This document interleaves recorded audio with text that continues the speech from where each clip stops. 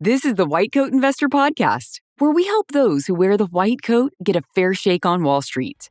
We've been helping doctors and other high-income professionals stop doing dumb things with their money since 2011.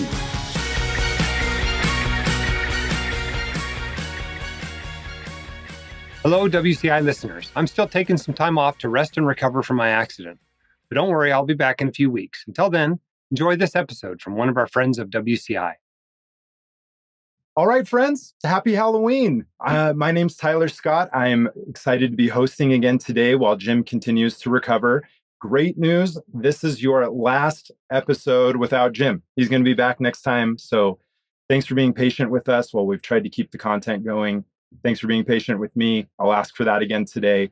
But we're excited to be here with Andrew Paulson, the head of student loan advice, to talk about the current state of the federal student loan program, especially as it relates to this judicial quagmire that the income-driven repayment plans are in, and how that can affect all of us that are pursuing public service loan forgiveness and other income-driven forgiveness options.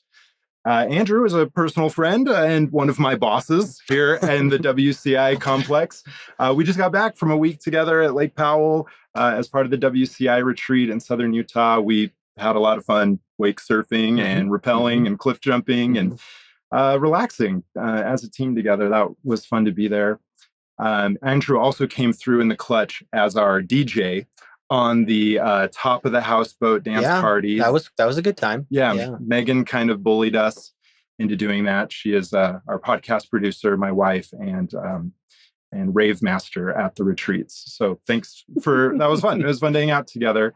What was fun for you? What's a quick little highlight for you from Lake Powell? Yeah, I don't think a white coat investor retreat would be fitting without some type of adrenaline junkie type stuff. So like, as you're well aware, we know a lot of people on our team like to rock climb, like to mountain bike, skydiving, all that sort of stuff, right? So it was fitting that my favorite part was rappelling a 50-foot cliff.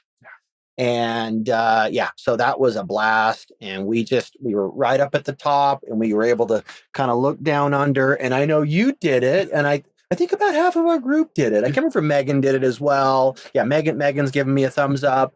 But that was our favorite part. But you wouldn't just rappel down into the water. They had the rope about 10 feet off the ground so that you would get down and then you had a free fall. So that was probably my favorite part of Powell. I felt like Tom Cruise, like letting go of the rope, like falling into the water. Jim played a different song for each of us as we came down on the boat. That was really fun. Wonderful. Well, let's get our sponsorship taken care of here. Today's episode is brought to you by SoFi, helping medical professionals bank, borrow, and invest to achieve financial wellness. SoFi offers up to 4.6% APY on their savings account, as well as an investment platform, financial planning, and student loan refinancing, featuring an exclusive rate discount for medical professionals and $100 a month payments for residents. Check out everything that SoFi offers at www.whitecoatinvestor.com/SoFi. Loans originated by SoFi Bank, NA, NMLS 696891. Advisory services by SoFi Wealth LLC. The brokerage product is offered by SoFi Securities LLC. Member FINRA, SIPC. Investing comes with risk, including risk of loss. Additional terms and conditions may apply. All right, everyone. So Andrew and I are here gathered in Jim's office. This is one of the experiments we're trying is like in-person, in-studio interviews. And we're both certified student loan professionals. And I've worked with Andrew over this past year at Student Loan Advice, where they provide customized, personalized student loan consultations to help navigate the ever-maddening labyrinth of student loan decision-making and optimization facing millions of Americans today. Andrew and I talked before, and we've got a couple goals for today. The first one is to articulate the current reality of the student loan situation as of today, October 9th. The second goal is to identify what is at risk for borrowers right now who are pursuing different loan forgiveness options and what is not at risk. So what should you be stressed about? What should you not be stressed about? Our third goal is we're trying to keep the discussion as high level as possible without wading into the weeds too far. There's a lot of weeds that are necessary. So please forgive the inevitable technical talk, and we'll do our best to identify the jargon before we get started. We're going to try to follow Einstein's advice to, quote, keep everything as simple as possible, but no simpler.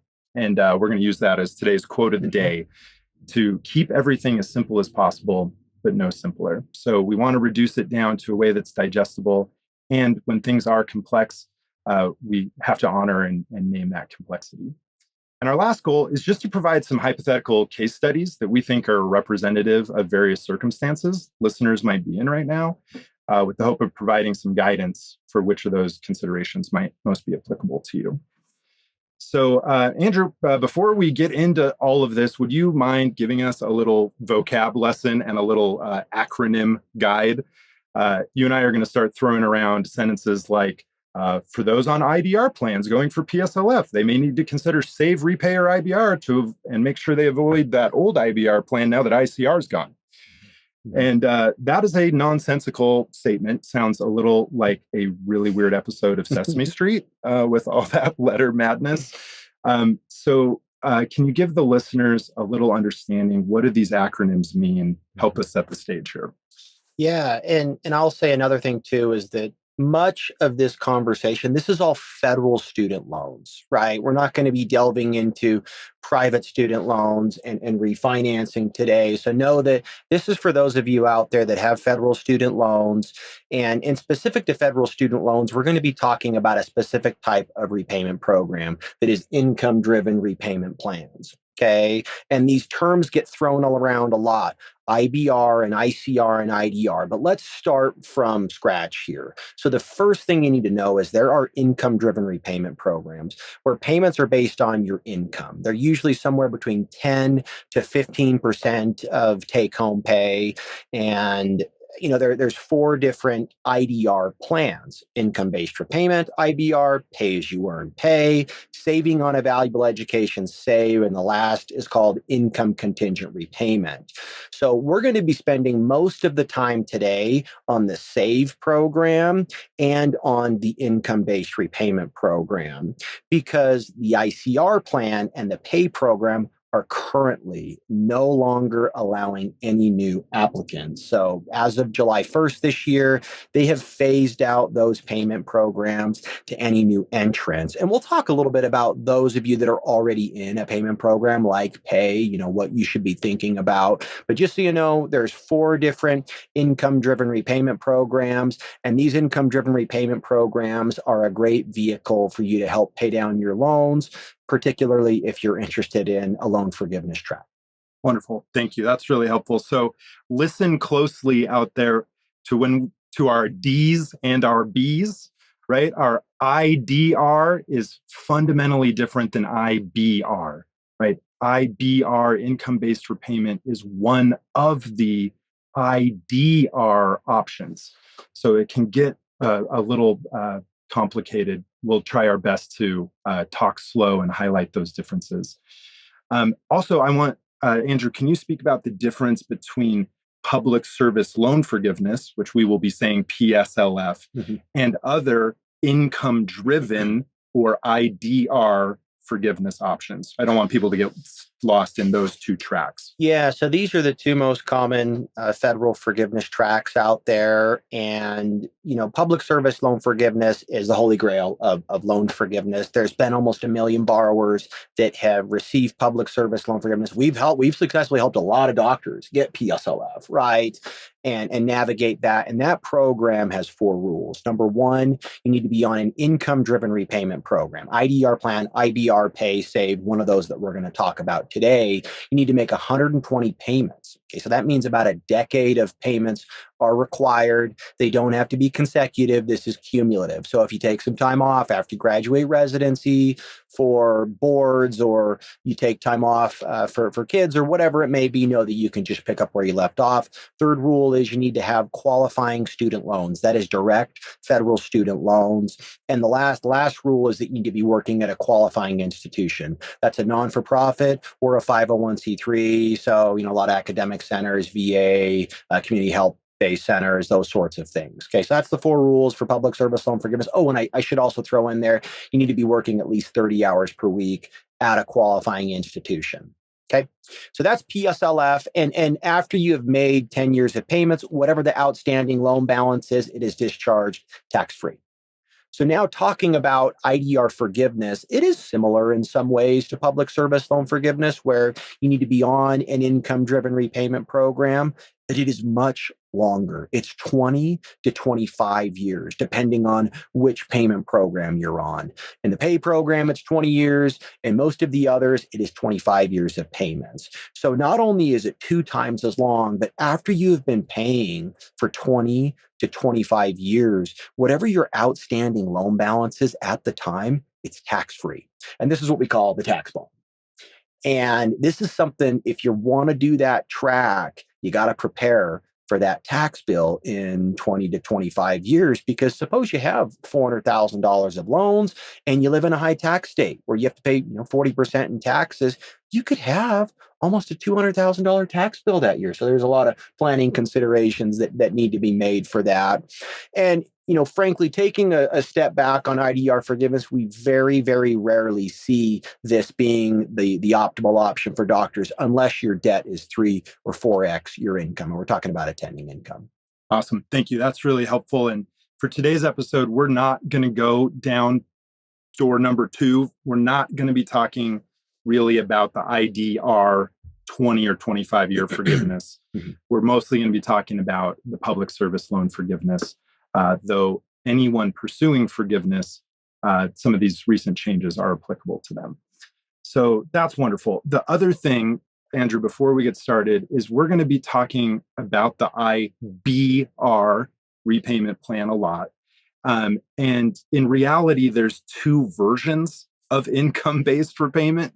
And income-based repayment as a plan is not actually available to all borrowers based on the ratio of their student loans to their income. So can you just give us a quick primer on the 2 different versions that you and I call new IBR and old IBR, and then which people qualify and which don't?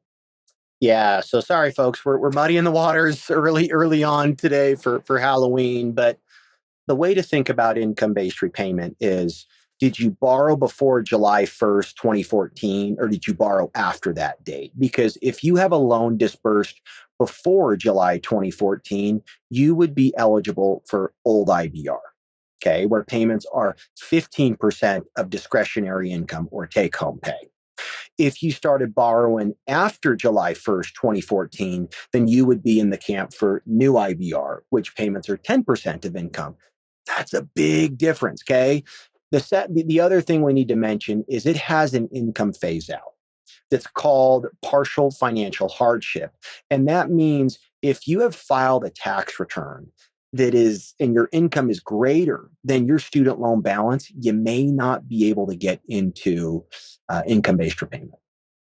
Wonderful. Thank you. And we'll talk about some of those details when we do our case studies here in a little bit. So just know that there's 2 types. Old IBR is worse. We would rather have new IBR because that's a lower percent of your discretionary income for your payment. Awesome. So this actually brings up an important disclaimer I want to mention before we keep going. As a financial planner, people ask me a lot of questions, at dinner and, at football games. And my answer usually starts with, it depends. And there is no area of personal finance right now that is more subject to the "it depends" clause than student loans. There's just so many variables. Those variables include what state you live in, what state you're moving to, when your training ends or when it ended, what type of job you take, if you're married, if you're getting married, your income now, what your income will be in the future, your partner's income, how many kids you have, the types of loan you have, your student loan balance, the student loan balance of your partner, the date of your first loan, the date of your last loan. And then I stopped making my list because I thought that was long enough, but there's more variables than that.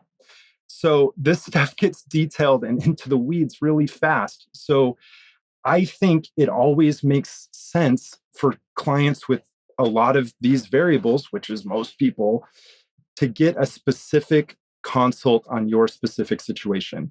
If you have questions, reach out to student loan advice. Let Andrew and his team help navigate your unique situation. I work in finance all the time. This is all I do. And I still need Andrew's help all the time. So it's just really challenging area. So with that disclaimer in mind, Andrew, can you give us a quick state of the union here on the student loan situation? What's going on? What's at risk? What's not at risk?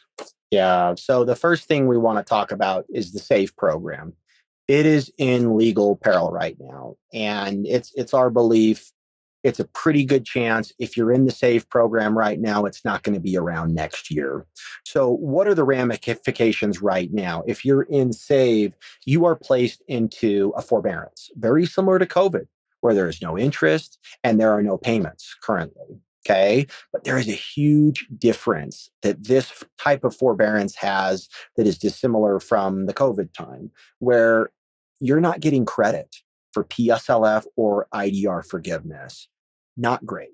Okay. And I know that there's a lot of frustration around that right now, as we've been getting lots of emails about this is changing my plan of when I'm done with everything. It's changing my plan at my employer. Okay. And we hear you. And I also want to highlight too that if you're in residency right now, if you're in training, you absolutely want to be looking at options to be able to be in repayment, because remember, your payments are based on your income. And we would much rather that you're getting credit for all those months when your payments are $200, $300, $400 a month, instead of when you're an attending, high-powered attending, and you can afford the $3,000, $4,000, $5,000 monthly payment. Okay. So just want to really be cognizant of this if you're in a situation right now where your income is lower. Okay. So another thing that we've been getting a lot of questions about is what else is at risk? What else is at risk if the SAVE program is, right? The SAVE program came up about a year ago, and it was previously called Repay, and the Biden administration rebranded this as SAVE with a couple of new features that help out borrowers. Okay. And, and I should say that there is a lawsuit that was brought about by multiple Republican lawmakers that that took place on July 18th. Okay. And it's been blocked ever since then. So back to the risk that is at hand here. The issue is that the government will tend to make loan policy through two methods: one by way of Congress, and second through administrative rulemaking. Now, Congress passed public service loan forgiveness and income-based repayment. Those are written into law. Payment programs such as Pay, Save, and ICR were made through administrative rulemaking. And I'm not going to get into all the legal nitty-gritty today. And I know that Jim did a lot of this about a month ago, or really, I think one of his last podcasts that he recorded before his accident, going into the legality of student loans and public service loan forgiveness and how to think about that. So you should definitely check out that episode. But what we know is that things that are created through administrative rulemaking are much easier to tweak and to do away with, as we've seen the shelf life with SAVE, which is about a year's time before it is no longer eligible for enrollment and perhaps is gone. Okay. But I want to make a key point here is, for those of you that are wondering about public service loan forgiveness, this is written into law by Congress. It is much, much safer to be in income-based repayment or the public service loan forgiveness program, because they're by Congress. It'd be much harder for them to get rid of that. Awesome. Thank you. That is so helpful. If I'm hearing you correctly, there is no need to panic about PSLF going away. That is not one of our stressors, which is nice. We also don't need to be worried about IBR going away, because both PSLF and IBR have a more entrenched position due to their congressional statutory process they were created. What is unclear is if the other IDR plans, like Save and Pay and ICR, will survive this court battle, and or what they could look like afterwards. Correct. We don't know that. Okay, that's awesome. Right. So that is one of the deliverables we were trying to hit here today, is what is at risk and what is not. So I hope that was helpful. We've got some things coming up with the Eighth Circuit Court in October, and probably a Supreme Court appeal to their spring docket. So we may not have an answer till summer of 25. Is that a fair supposition? Yeah, it's kind of a good outline of how things are right now, Tyler. We're going to have a hearing actually right before this podcast airs on October 24th, and then there's going to be a decision by this 8th District Court. Whatever the result, it's probably going to go to the Supreme Court, and then they have to go through their legal proceeding, right? We went through this a couple of years ago with that big student loan forgiveness, right? Where we were waiting and we were thrown back and forth like we were on a roller coaster. And then there's probably going to be a decision in the summer, but we all think it's kind of a foregone conclusion right now with the 6-3 conservative majority that they're going to rule SAVE is unconstitutional. It's not looking good for SAVE. Yeah. Okay, so if we don't have to worry about PSLF, what do we get to worry about? Let's worry.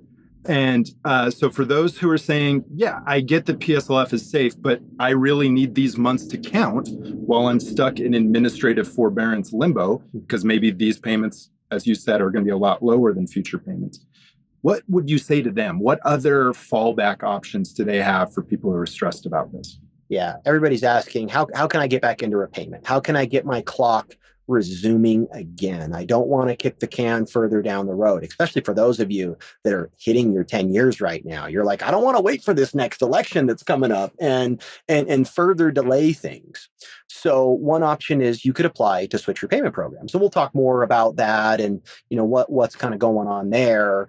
But the other option is called PSLF Buyback. This is a pretty new program, and we have seen it work. We have seen this help borrowers onto their track to public service loan forgiveness. And here's how it works.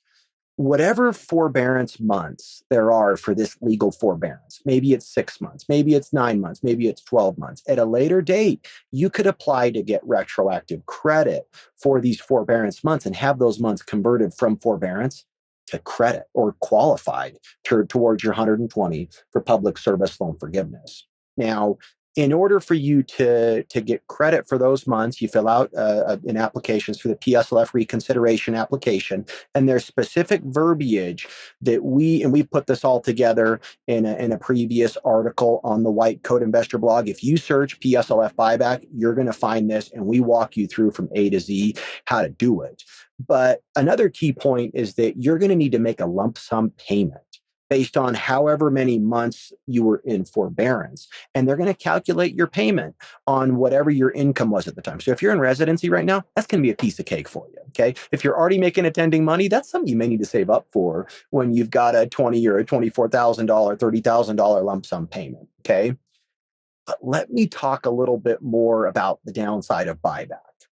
You can't use PSLF buyback until you are at your 10 years. Okay, so that means realistically, if you're not getting credit for 6 months or a year of all this legal forbearance, you've probably got 10 and a half to 11 years of employment, right? And you're beyond your 10 years. Well, the trouble is that you can't get PSLF buyback credit right now. We couldn't apply for it right after this legal forbearance unless you're already at your 10 years. You have to wait until it's going to get you to your 10 years. The other thing, it was also made through this administrative rulemaking process. So I know we are going to have a change in the White House next year, right? There's a chance that, whoever is elected could just do away with this because you may be several years out before you would be eligible to apply for it. Awesome. Wonderful. So one potential option for those people who want these months of administrative forbearance to count could be PSLF buyback. But there's, if I'm hearing you right, 3 caveats to keep in mind. First, you cannot apply for buyback until you reach your 120 payment threshold, not counting the months you're hoping to buy back. Correct. Okay. So if the pause lasts 6 months, the soonest you can apply for buyback is after 10 and a half years. Or am I hearing you right? Yeah, that's okay, right. Great. So that's caveat 1. Number 2, the payments you are buying back are based on whatever your payment would have been during this paused period. So if your payment is $500 right now and pause is 6 months, then you have to come up with $3,000 as a lump sum to buy back your months. And that payment's due, I think, within 90 days of applying for buyback. Does that sound right? Okay. Yep. So that's not that big a deal. Mm-mm. But if your payments are $3,000 a month right now, and the payment pause lasts 12 months, now we're talking about a $36,000 lump sum payment to buy back our months. And you can see how this could represent a cash flow issue for someone who is still required to make that $3,000 payment up until they get to 120. They also need to be saving, creating what I call a PSLF buyback side fund. Mm-hmm. They've got to also be redirecting money to come up with their 36 grand or whatever. So it's just a little bit of a cash flow crunch as you think about this potential buyback. Is that fair? Any edits on that? Yeah. And the one other thing I would include there is that if you have hit your 120 payments and you're there, I usually recommend people will remain in repayment while they are reviewing your application, because any of those overpayments you've made, so suppose you pay 123 months, those extra 3 months of payments will be reimbursed to you when you hit your decade. Awesome. So great. So just be aware of that. You have 90 days to come up with that lump sum payment. Might not be a lot. If you're in residency right now, could be a lot. And then caveat number 3 is the whole buyback thing may not survive the court case at all because it was made through administrative rulemaking. So we may not want to lean too heavily on that. It's worth knowing, but it's not foolproof. Cool. Okay. So as I've been explaining this to clients, as I've been meeting with them and they've been emailing me, the next question I understandably get from them is, okay, Tyler, sounds like a mess, right? Like, I'm not sure I want to go on this trip into Mordor with the save plan and this PSLF buyback. I just want to go ahead and switch to IDR since that plan is statutorily protected. What are your thoughts on that logical next question people are asking? Yeah. So, it is a great question, and it kind of depends on where you are. And we're going to go through some scenarios of how to think about it when you should, maybe when you shouldn't. But currently, with the legal injunction that was blocking the SAVE program, they're not letting anybody switch payment programs. Okay. So if you applied for the SAVE program or the IBR plan in the last 3 or 4 months, they haven't even moved you into that payment program yet. And you're all left still in this limbo. So want to shed a little bit of positive light, though. The online application to switch payment programs, to enroll into an IDR plan, or to consolidate your loans was not available. It was just out. And that was for 2 months. Last week, or really early October, they did reopen the application to again enroll into IDR plans and consolidations online. Now, before that, you could do a paper application where you fill out a PDF and then you upload it onto your servicer site, or you could fax it or mail it, folks. Yeah, they're pretty old school stuff, right? So, for those of you that are interested, the online application is up and it's running. But I heard from a client last week who applied. They called Mohila, one of the student loan servicers, and they said, we still haven't gotten the directive from the Department of Education that we can process the application. So yes, you can apply. I guess you can get in line, but they're still not processing that application. My hope is that before things settle out with the SAVE legal resolution that is probably on track for next summer, that they're allowing borrowers to switch payment programs again. Yeah, that would be great. So yeah, I've just been telling my clients, like, yeah, you can apply if you want. And so maybe if your income's really low or you're super close to forgiveness, you could apply to IBR online and get in line while everyone waits their turn. But for most people, I've been saying, let's just let the dust settle. There's too many unknowns. There's a lot of uncertainty. And we're going to get into those scenarios next. But that was a good recap. Thank you. So yeah, let's talk scenarios. And our hope here is that you, the listener, can hear enough similarity in one of these 4 scenarios we're going to go through that this hypothetical conversation can at least give you an idea of what steps you may want to take or what you want to be considering. So that's our intention here. So first scenario, let's start. We got a single doc. Maybe they're a couple years from forgiveness under PSLF. Let's say they make $375 and they owe about the same amount, and they are in the pay plan because they were in it before it closed. What should that person be thinking about? Yeah. So in this scenario where your income and your debt are pretty similar and you're on track to PSLF and you're already in the pay program, you've got the golden ticket right now. Okay. You are thrilled. If you are in pay currently or you're in IBR, don't make any knee-jerk reactions. Okay. You're just fine. You're collecting credit for PSLF right now. You're continuing down that path. You don't have to, try to switch anything around here, and you just wait until your next income verification date. Okay. Which you can find that on federal student aid. But for a lot of you out there, your next income verification date probably falls next year. Okay. Another thing, now that your repayment situation, that's all resolved, what can you do to improve the prospect of PSLF? Well, with payments based on your income, there's some things that you can do to tweak your income, and that is generally through retirement accounts.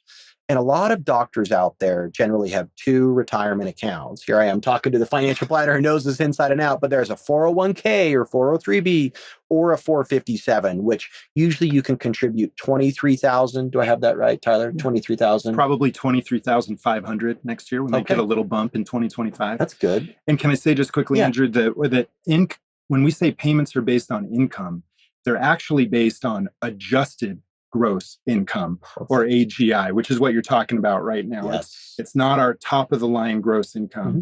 So if we can take any above the line deductions or anything that lowers our AGI, that's where we want to go. Is that fair? AGI is our number in question. Yeah, thank you for AGI. Payments are based on AGI. So, take this doctor here.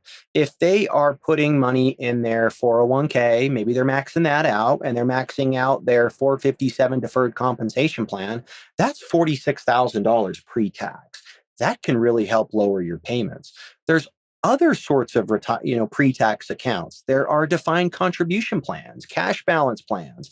There's health savings accounts. You can set up a solo 401k or a SEP IRA, right? We have so many resources on that on White Coat Investor about how that all works. But suppose you're a doc who maxes out their 401k and 457, and you're putting $4,000 in an HSA each year. That's $50,000.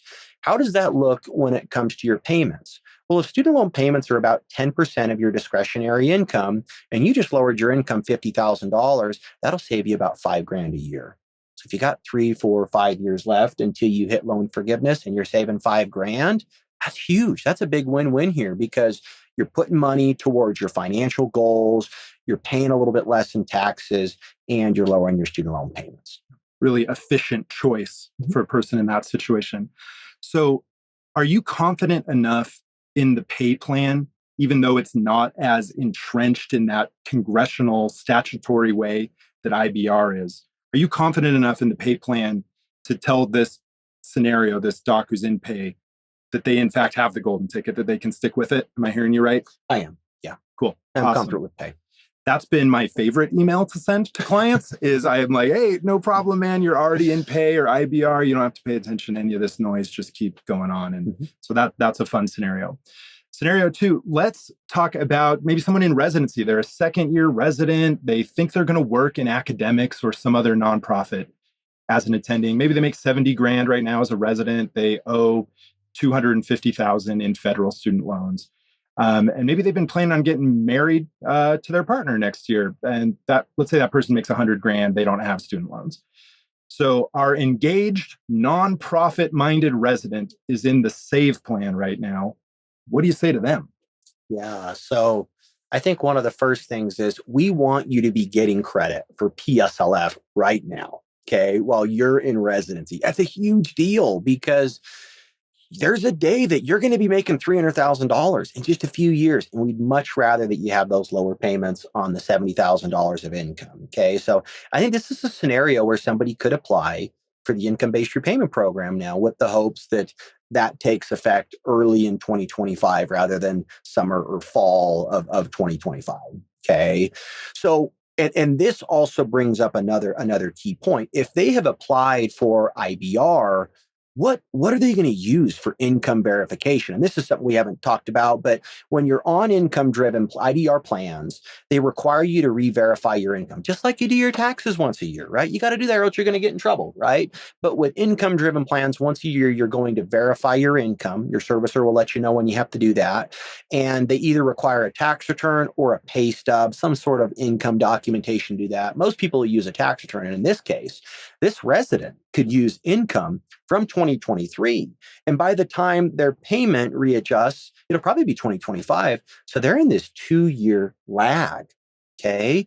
And this is kind of neat because as their income goes up, they get married next year, and then their spouse's income is considered, right? And then in subsequent years, as their income continues to increase, well, what if their payments are based from 2 years previous? That means that they're going to be able to milk that lower income and lower payment for longer, which bodes really, really well when you're doing loan forgiveness. Now, if your income verification date falls between May and September, you're probably thinking, well, I'm hosed. I'm going to have to use my income, from the year previous. But what you can do is you can file an extension on your taxes. And filing an extension, super easy to do. It's usually very low cost. It delays your tax filing from April to October so that when your income verification happens, you can still use income from 2 years previous. So that's a really common strategy. Because if they're going to ask me for my income in June, and if I filed my taxes in April, like on time, now I've got to show last year's income, which is probably higher. But if I filed an extension and moved my filing deadline from April 15th to October 15th, and they ask me in June for my most recent tax return, I get to point not to last year, but to 2 years ago tax return. And that's a great hack. And as it relates to our engaged or wanting to be engaged resident, can you speak briefly about the which plans allow us to file separately and exclude spousal income, and which plans require that we show the entire household income? Yeah. So back to IBR, save, and pay. And I'm also going to bring up the repay plan because there may be a chance that if we do away with save, that they reinstate the predecessor repay. Okay? Repay standing for revised pay as you earn, different than pay as you earn. So for a while we had pay and repay, and then repay got turned into save. Yes. Yeah, exactly. And so the big issue with the repay plan was that, in this scenario, you've got a resident who makes $70,000 and their partner that they're getting married to makes $100,000. That is a household income of $170,000. And if you file as a couple jointly, then it would use the $170,000. Well, what if the spouse is thinking, well, I want to file my taxes separately so I can just base payments on my income? Well, in the repay plan, they didn't allow you that option. Even if you file separately, they would still incorporate your spouse's income. Okay, so that's a very key point and a big reason why married borrowers that had a spouse that made money really wanted to look into the others. So then save, IBR, and pay, all of those have the ability to exclude spousal income. Okay, and in thinking about this scenario, if they're able to lower their income $100,000 through filing separately, that's going to be lowering their payments about $10,000 per year. Okay, so that can be a huge help when the goal is to end up paying the least amount over the term until you hit forgiveness. But it is usually almost always more expensive to file separately.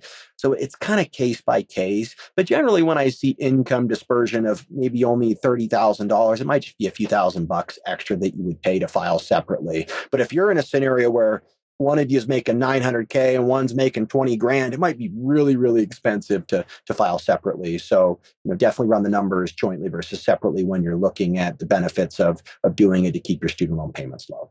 Awesome. Thank you. And when you say more expensive to file separately, you don't have to pay TurboTax more. You don't have to pay your CPA more. What we mean by that is you are using now single filer tax brackets, which are both narrower and shorter. So more of your income gets taxed at those higher brackets, and a number of deductions get phased out, credits go away. So that's what we mean by it's more expensive your tax bill is often higher. So this is one of those in the weeds things that I think it makes sense to have a professional run for you is, how much would I save on my student loan payments filing separately? And now compare that to a reasonable projection of how much more it would cost me in taxes. And that is, the details of that are beyond the scope of today. But is that a fair recap? Yep. Okay. That's a great point. Awesome. Cool. So that was scenario 2. I like the context there of a doctor who could benefit from enrolling into IBR right now and who could consider filing separately. Now let's take maybe an orthopedic surgeon. They're worried about their income becoming too high to enroll in IBR. So let's say she makes she has $400,000 in loans, graduating this coming year, and thinks she'll make like $600,000 a year as an attending. And this is a situation where the lack of a partial financial hardship could possibly prevent her from enrolling in IBR. So what would you have her think about? Yeah, so this is a scenario that we run into a lot where maybe you don't have very much in student loans, or you have 100K or 150K, or your income is going to be way above it. You're in orthopedics or neurosurgery or cardiology, whatever it may be, right? Or you're just a high earning physician in your specialty, right? Can you get into the income-based repayment program? And if you make more than you owe right now, and you file the tax return on income that is higher than your student loan balance, it's going to be tough to get into IBR. Okay. And we're not going to get in there. Now, remember, there's old and there's new. And usually if you're making more, you're not going to qualify for old IBR. There's a little more breathing room where you can be making about $100,000 more than you owe. And I'm talking attending income to slide into new IBR. But definitely look into this if you're thinking about enrolling into income-based repayment. And I know there's some of you out there that are currently in SAVE or were previously in Repay. And if that's demolished, that goes away, and you're thinking, well, I still want to do public service loan forgiveness, but now I can't enroll into any IBR programs, okay? There will be more to come, okay? We'll keep you posted on that because we don't know the answer with that yet. If they're going to reopen a payment program that doesn't have any income phase out, because in the Repay and in the SAVE program, there was no income phase out. You could get into those at any income, okay? So let's get back into this case study here and talk about, well, what should this doctor be doing? Should they stay in this SAVE program or apply for IBR? And I think there's really, there's a couple of key points that this doctor needs to think about. Number one, IBR is the only option for this doctor, right? So we definitely want IBR. Number two, they need to make sure that they apply prior to their income jumping up. Okay, because they just graduated residency this year, and now they're making the big bucks. Okay, and then thirdly, something we haven't talked about yet is there is a payment cap in the IBR and in the pay program. We'll talk more about how that works. So now getting into this, this doctor, with them applying to enroll into IBR this year, maybe they made $90,000 as a resident in 2023, right? Their income is less than their debt, right? They're making $90,000 and their student loan balance is $400,000. No issues there for them to go ahead and enroll into IBR. But not for long. Right? Yeah, this is a time-sensitive situation for them because they're about to be in a situation where they would have to report $600,000 of income. Mm-hmm. So am I hearing you right? This is these people have a little bit of a narrow window to make the call. There's a time frame, and there's kind of a deadline here where this doctor wants to make sure that they have applied for the IBR plan before they file that 2024 tax return, right? Because think about it, this year, you made half the year as a residency, you made $40,000 or $50,000, and then you got your big paycheck, and you're going to work your attending job for, 4 or 5 months. So they're going to make like $250,000, $300,000. Throw in a sign-on bonus, throw in a relocation bonus. Maybe they were paying you a stipend your last year, right? There's a really good chance this doctor could make more than their student loan balance this current year and be incomed out of being able to apply for IBR. Okay, so really, if you're in this scenario where your income is exponentially jumping, definitely look at doing that. Okay, and And the other point here is that the IBR plan has a payment ceiling. And the way that would work is on $400,000 of student loans, think of the payment cap as about 1%. So that means your payments would get up to about $4,000, which is no measly amount. I know that's a mortgage payment, right? And that's a big payment. But for those of you out there that are making $50,000, $60,000, $70,000, think about how high your payments could be. If you're making $60,000 a month, that's a $6,000 monthly payment. If you're on a IDR plan that doesn't have any of these payment caps. So that's another real benefit for those of you out there that are making more than your debt is you may end up being better off because this payment caps your payment and keeps it lower than it would be otherwise if you were in a repayment program like Repay or Save that didn't have the payment ceiling. Yeah, knowing which plans have a payment cap and which ones don't has been a key consideration as we've been helping people make these choices. Okay, this is wonderful. So I'm hearing you say if you're graduating this year, or maybe you're getting married to another earner, or you got a big promotion, in other words, if you think your income's going up a lot, you want to review which plans you're eligible for now and which ones you may or may not be going forward. And you may want to get into the IBR now before your income jumps. And that gives you a known payment amount. It could be 15 or 10%, but at least it gives you the payment cap. So is that a fair? Yes. If income's going up, take a long look at IBR. Yes. Awesome. One other thought on that. Let's say you get into IBR and then later your income goes way up. Can I stay in IBR if I no longer have a partial financial hardship? Yes. As long as you get in before your income has jumped up, you can stay in it for the duration of repayment. So being able to get in, usually we say as a resident, as a fellow, before you make your attending income, make sure you've applied for one of these payment programs because it can really help with that payment ceiling and they won't kick you out of it. Awesome. Cool. Okay, one more scenario. Let's say we got two doctors, they're married, and they live in a community property state, one of the 13 community property states. But two of them, Texas and California, they got a lot of our people. So this comes up a lot. Let's say one's an internist and the other's a cardiologist. The internist is interested in working at the VA or some other nonprofit, and the cardiologist is in private practice. I see this scenario a lot. So let's say our internist is going to make $225 at the VA, and the private practice spouse is going to make $475. The loan balance is $300,000. They're currently in Save. Should they switch or think about switching to IBR?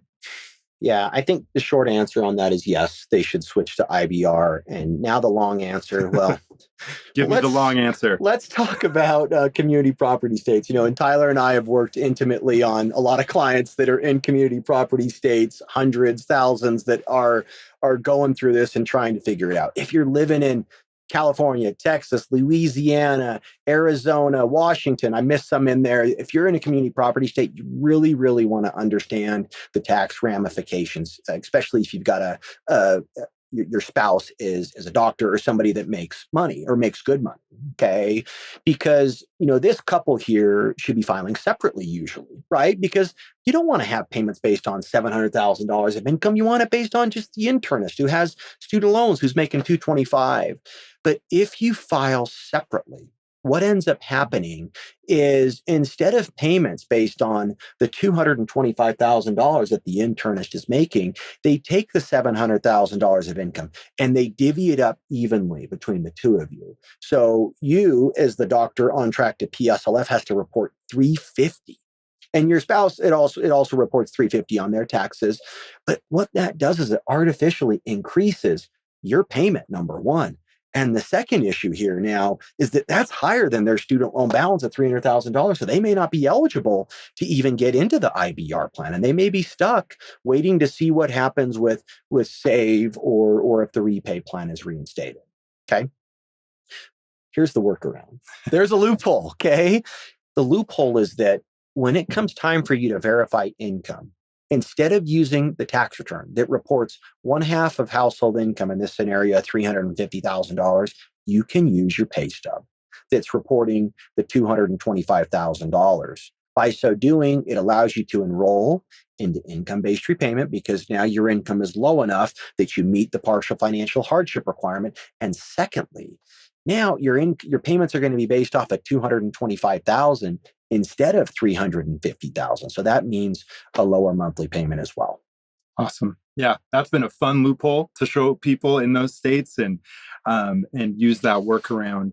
And I should clarify in my scenario, the $300,000 of loans in my question all belonged to our internist going to the VA. Our private practice cardiologist had no loans. Yeah, so that's I should have made that more clear. And if I can just touch on one more thing on this case here, Tyler, is that this doctor now, once they get into IBR, they could continue to use a pay stub to file separately. But I know a lot of you are thinking, but what is the additional tax cost going to be? Is there, how much deductions are we going to lose out on? How much higher is that tax liability going to be? And know that if they're in a payment program where their payment is capped, the difference between what the payment capped at could be about $3,000 versus what it would be on their $225 of filing separately income may not be that big of a difference. So maybe this doctor could file jointly in future years, right? But these are the sorts of things that we can help you analyze, through a one-on-one situation. So the last little wrinkle there, and you had a great post, something about like controversial topics in public service forgiveness or in student loans, which I loved. And one of those was that when the IRS tax code allows married couples who filed a married filing separately return, the IRS allows you to amend those past year's returns back to a joint return after the fact. So do you want to speak to that quickly? And where it's not illegal, some people might feel like it's ethically gray. We're not here to litigate that, but can you just speak to that? File separately and amend back to jointly to recoup your tax savings you would have got. Yeah. So a lot of couples are going to file separately because it helps keep their student loan payments, but sometimes they have to pay a lot more in taxes. 20 grand, 30 grand, 40 grand, 50 grand. I've seen everything. So suppose you're a couple and you file separately one year and you have to pay another $30,000 in taxes above what you would end up paying if you filed jointly. So you have to pay another $30,000. You call like the married filing separately penalty tax. But we've saved maybe 50 or 55,000 in student loans. 50 grand in student loan payments. We were net positive. It was worth it. Then the next year you get PSLF. Well, up to 3 years after your tax return has been filed, you can amend it back to joint. So then you could pay, a CPA to go back and amend that tax return for a few $100 or $1,000. And then you could get back that extra 20 grand that you paid to file separately. And you could do that multiple times. Like there's no rule that says you can't do that. There's only a 3-year period of time that you could go back and do that. The Department of Education and the IRS don't talk. They're very siloed. Yeah. So that people are like, wait a minute. And yeah, it's so that is a useful piece of information to know. Okay, Andrew, thanks for going through all that and those scenarios. There's a lot of considerations to be aware of out there with our student loans. It touches on taxes and budgeting and retirement and which state you live in and marital things. And as I said, there's so many variables. If you need help, and I need help, and this is the world I live in, you can trust a pro like Andrew to help you get it right with all that's going on right now.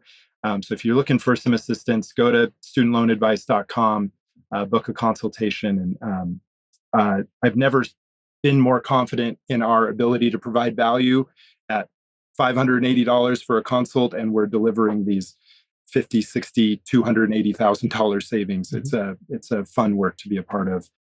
All right, everyone. Thanks so much for hanging in there with us. I hope that conversation was helpful. And I won't lie, there's a part of me that hopes that it was confusing because that is the truth of this situation.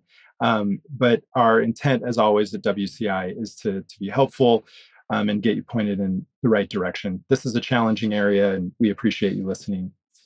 Before we go, I want to share a review that we had on the podcast. And it is entitled Trustworthy Advice. Great title, 5-star review. Good to see trustworthy advice exists. Been following for a while now. Any conflicts of interest are clearly disclosed. You can get this advice elsewhere via books, blogs, etc., but it's compiled in an easy to digest format, so no need to scour the internet. Keep up the good work. Thanks for the wonderful review. Thanks again for your patience with me and with all of us while we've been trying to come and pinch hit for Jim here. Obviously, no one can do what Jim does, and that's not been our intention. Our intention's been to just provide ongoing conversation and a space to connect as a community, and we're all very excited to have Jim back next time. So thanks for your grace, and those of you who have sent nice emails to me or the editor inbox or to Megan, that those are read and really appreciated. Thank you for your support.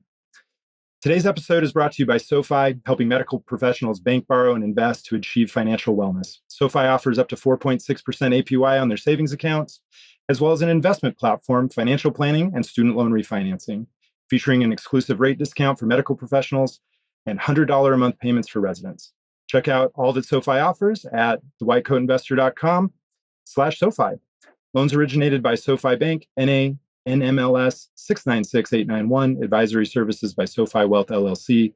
The brokerage product is offered by SoFi Securities LLC, member FINRA SIPC. Investing comes with risk, including risk of loss. Additional terms and conditions apply. Thanks again for being with us. And until next time, make sure your pets are spayed or neutered and don't take any wooden nickels. Have a great day. This podcast is for your entertainment and information only. It should not be considered professional or personalized financial advice. You should consult the appropriate professional for specific advice relating to your situation.